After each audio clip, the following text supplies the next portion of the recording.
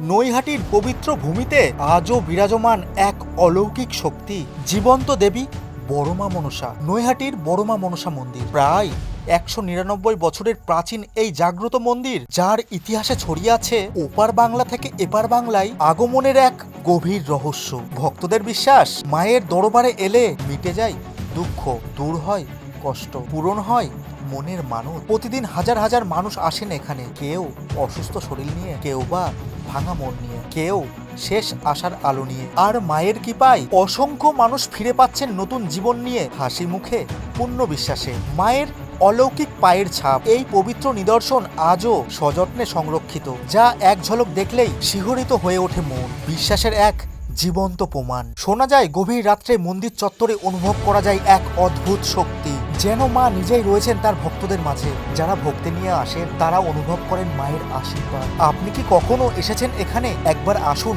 মায়ের চরণে মাথা নত করুন, আর নিজের চোখে দেখুন বিশ্বাস কতটা শক্তিশালী হতে পারে। মন্দিরের কন্ট্যাক্ট নাম্বার স্ক্রিনে দেওয়া থাকলো, যে কোনো তথ্য বা মানতের জন্য যোগাযোগ করুন। জয় বড়মা মনসা।